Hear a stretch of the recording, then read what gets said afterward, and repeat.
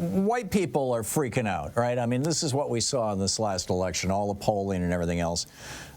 Basically, you know, white people convinced, you know, that Donald Trump and Steve Bannon are right, that, you know, there's an international plot funded by Jewish people to replace white people with black people and brown people and replace Christianity with Islam and you know, and you know, cut off your kids' genitals at school, etc. I mean, it's just a bunch of wacky BS. But all that said, let's look at the actual numbers. This was an amazing study that was done by YouGov, you know, the polling company, YOUGOV.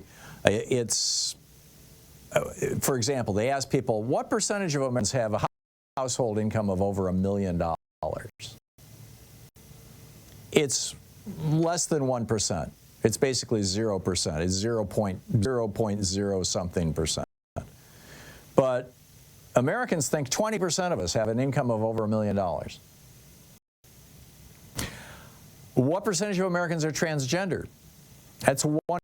There's roughly 50,000 transgender people in the military, for example, that Donald Trump wants to fire starting, you know, in January. What's the estimated proportion? How many people, you know, what do people think 21% of us are transgender. Really? Excuse me. Like Nancy Mace is, pardon me, fighting against, you know, some massive onslaught of trans people. No. What percentage of us have a household income of over $500,000 a year? It's actually 1%. Americans estimate it's 26%. What percentage of us are Muslims? Americans think it's 27% of us. No, it's 1% of us. Native Americans, they think it's 27% of us. It's 1% of us. Jewish, they think it's 30% of us. It's 2% of us.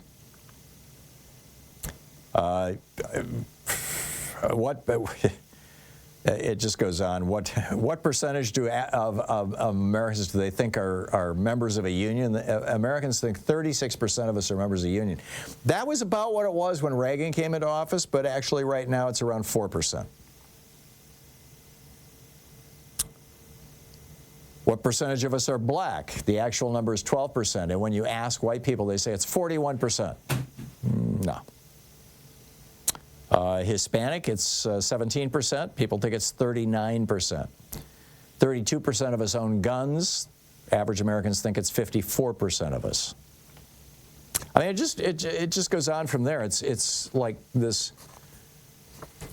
There was a fascinating study that was published a week or so ago. I talked about it on the program, that pointed out that the people who had the lowest amount of information, in other words, the people who really didn't know what was going on in the world, who didn't follow the news, were by a large percentage the ones that were most likely to vote for Donald Trump.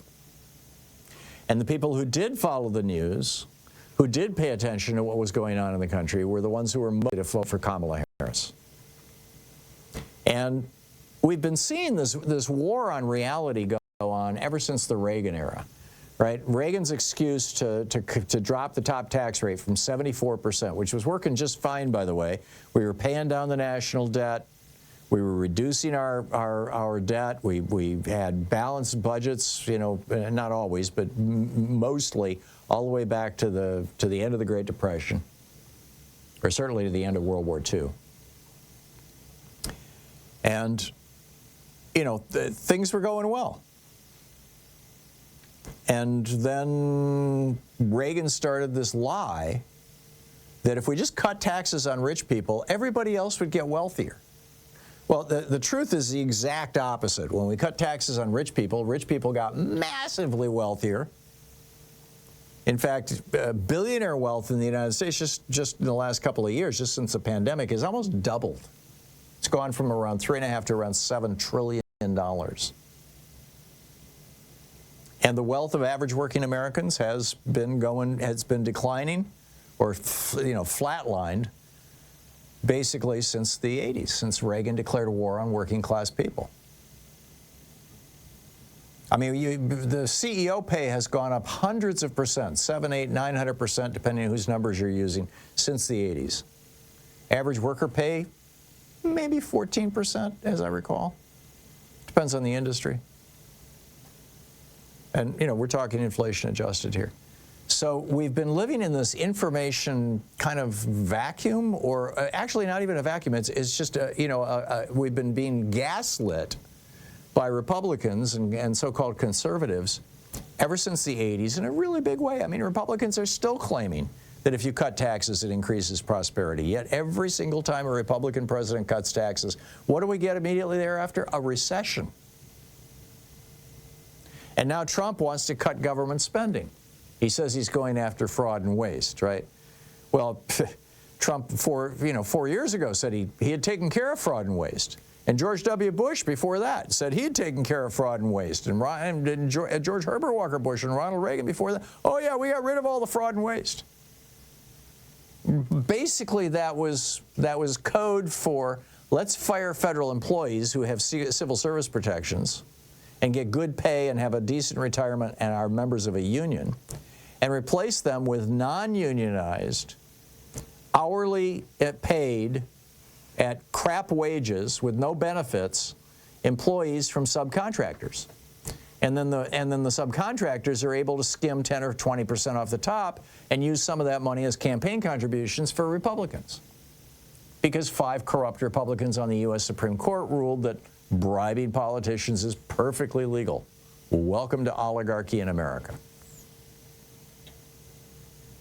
Remember the old quote from Louis Brandeis, the Supreme Court justice? He said, you can have great wealth or you can have democracy. Americans must make a choice. You can't have both.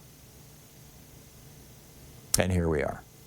We have great wealth. And our democracy is shrinking. And it's shrinking in large part because people are believing stuff that just isn't true.